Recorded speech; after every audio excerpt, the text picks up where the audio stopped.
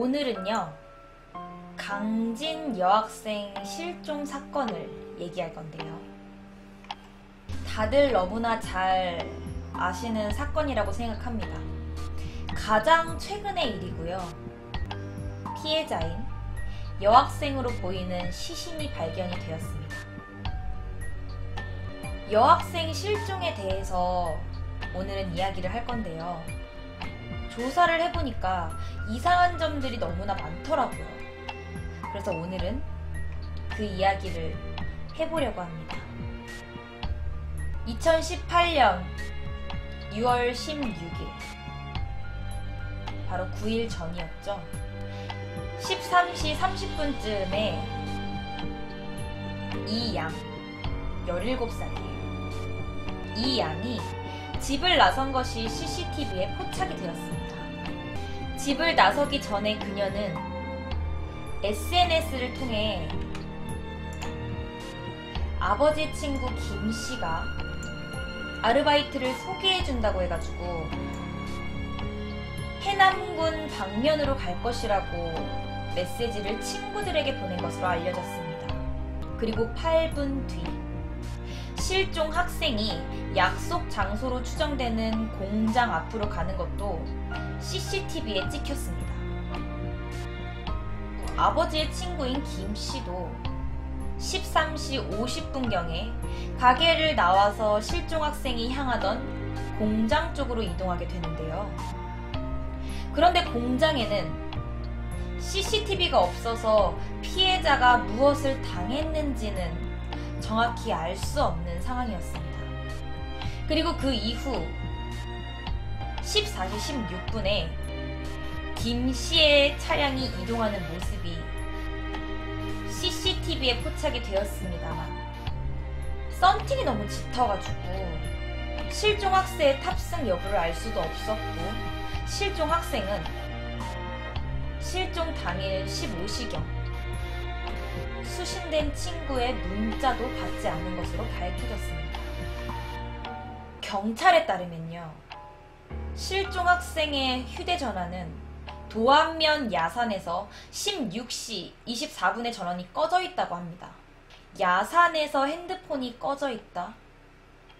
뭔가 불길한 느낌이 들지 않습니까? 한편 김씨는 아버지 친구죠. 김씨는 성전에서 도안면으로 20km 정도 이동을 한 뒤 도안면에서 대략 3시간 조금 안 되는 그곳에서 머물렀다고 합니다. 그런데요, 김씨는 무엇을 하기 위해 그곳에서 있었던 걸까요? 약 3시간 뒤 김씨는 21시 20분에 자신의 차량을 몰고 군동면 인근 저수지로 간 뒤 21시 33분 돌아온 것이 CCTV에 포착이 되었고요. 김씨의 휴대전화 위치 신호가 군동면 저수지에서 잡힌 것도 파악이 되었다고 합니다. 그리고 이틀 전 6월 23일에 추가로 밝혀진 것이 있는데요.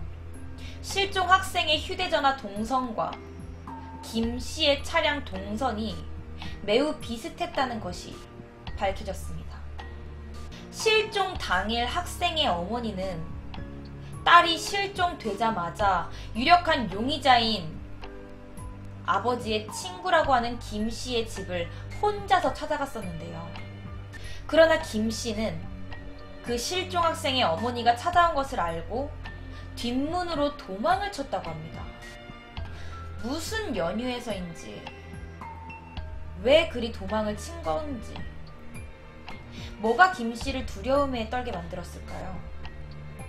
실종 학생의 어머니는 17일 새벽 경찰 측에 실종 신고를 하였고요. 경찰은 김씨의 소재를 파악을 하게 됩니다. 하지만 실종 다음 날인 김씨는 17일 6시 20분 자신이 운영하던 식당 근처 철도 공사장에서 목을 매 숨진 채 발견하게 되는데요. 그런데 거기에는 유서 또는 타살 흔적이 없었다고 합니다. 경찰은 김씨가 16일 17시 20분에 자신의 자택에서 본인 소유의 차량을 세차한 것과 옷가지를 불태운 정황을 파악을 했고요. 이 차량에 대한 국가수 조사에 들어갔다고 하는데요. 그리고 김 씨의 시신도 부검을 해서 사인을 찾아낸다고 합니다. 그런데요, 김 씨의 차량에서 모발이 발견이 되는데요. 과연 그것이 실종 여학생의 모발인지, 그거는 조사 결과를 조금 더 기다려봐야 한다고 합니다.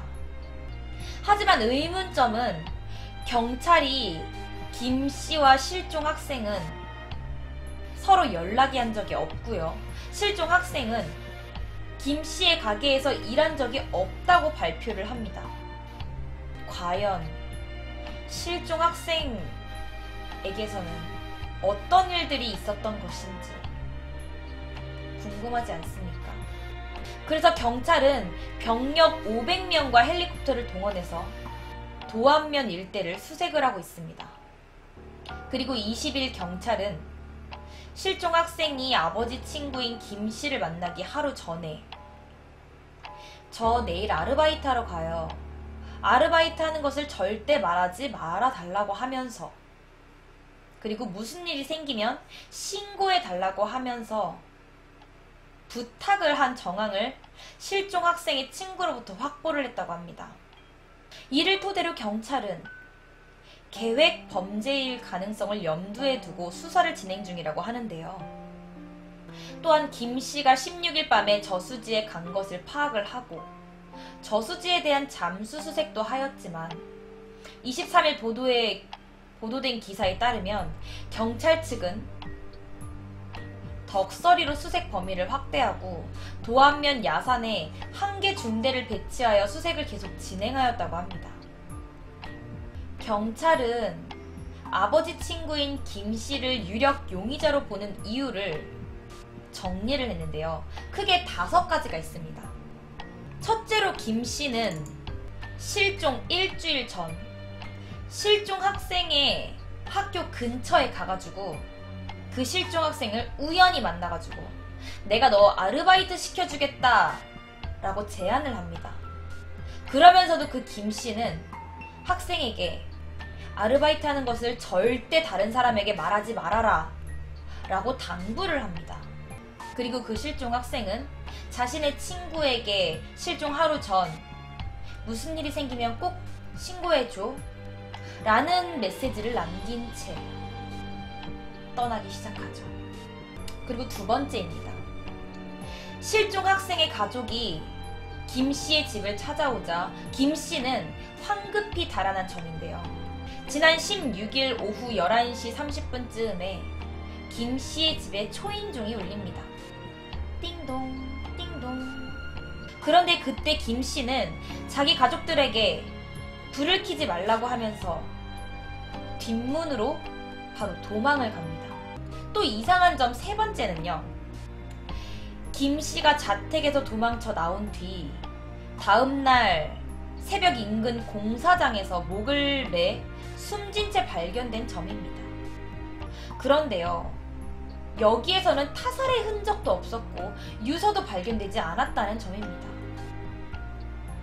그리고 4번째, 실종 당일 김 씨와 실종 학생의 이동 동선이랑 그 시간대가 비슷하다는 점입니다.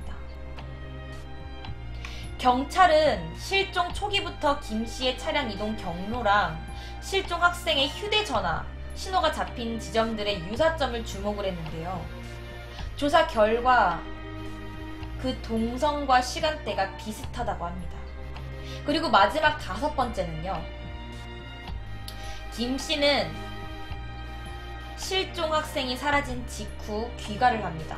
그리고 바로 세차를 하고 옷가지로 추정되는 물건을 태운 점, 그리고 사건 당일 자신의 휴대전화를 자신의 가게에 두고 간 점, 그리고 차량으로 이동을 할 때 블랙박스를 끈 점이 미심쩍은 부분이라고 할 수 있는데요. 왜 블랙박스를 끄고 운전을 했던 것일까요? 여기서 김 씨의 첫째 아들이 말하기를 김 씨는 생전에 자신과 차를 공유를 했었는데요. 아버지인 김 씨는 아들과 달리 차를 탈 때면 블랙박스를 꺼두고 운전을 하는 습관이 있었다고 합니다. 그리고 경찰은 김 씨의 차량에서 확보한 머리카락과 지문, 그리고 집에서 확보한 소각 흔적물 등을 국립과학수사연구원에 감정 의뢰한 상태라고 하는데요. 제가 조사한 결과 한 언론 매체 보도에 따르면요, 김 씨 근처 주민들이 6년 전부터 거주했던 김 씨가요, 지난 4월부터, 약 2개월 전이죠, 4월부터 본인 소유의 축사, 주택, 그리고 산 등을 처분하려고 한다라고 말했다고 합니다. 그리고 그 김 씨는 4월 4일과 4월 5일에 인터넷에 이런 글을 올립니다. 바로 집 처분에 관련된 글을 올리기도 하는데요. 경찰은 김 씨가 주거지를 옮기거나 큰 돈이 필요해 주택을 매매했을 것이라고 보고 조사를 진행할 예정이라고 합니다. 그런데 하지만 바로 안 좋은 소식이 들려오지요. 바로 어제 24일 15시경 실종자로 추정되는 시신의 휴대전화 신호가 마지막으로 잡힌 야산에서 발견이 되었고요. 발견 당시 시신의 옷은 상당 부분이 벗겨진 상태였고요. 부패는 그렇게 심하지 않았다고 합니다. 그리고 시신 주변에는 핏자국이 보이지 않았다고 하는데요. 시신의 최초 발견은 최치견, 경찰견이 찾았다고 합니다.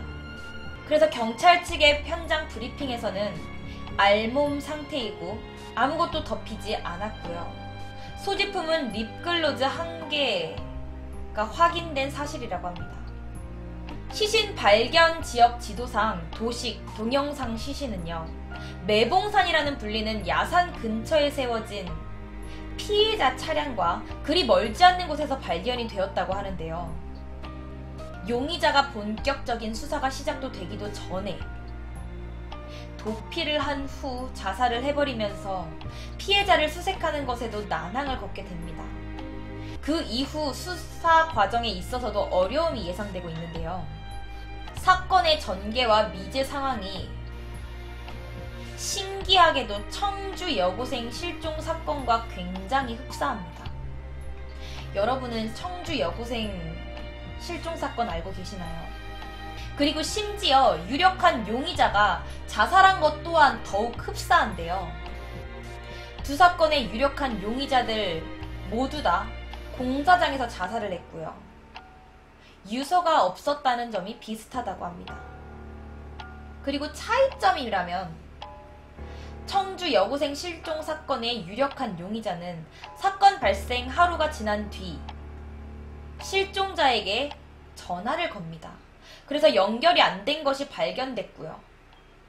어쩌면 범인이 아닐지도 모른다는 점이 발견된 것에 비해 이 강진 여학생 실종 사건에서는 유력한 용의자가 범인이 아닐지도 모른다는 점은 딱히 발견이 되지 않았다는 것이 차이점입니다. 그리고 아직 사회에 날개를 제대로 펼쳐보지 못한 어린 학생이었죠. 10대의 청소년이 아르바이트를 하러 갔다가 실종이 되고 그리고 알몸으로 주검으로 돌아왔습니다. 너무 안타까운 마음이 큰데요. 어른들이 오히려 더 보호하고 감싸줘야 할 청소년인데, 어린 학생인데 그것이 잘 안 되었던 것 같습니다. 안타까운 마음과 함께 삼가 고인의 명복을 빕니다. 여기까지 강진 여학생 실종 궁금한 이야기 H였습니다.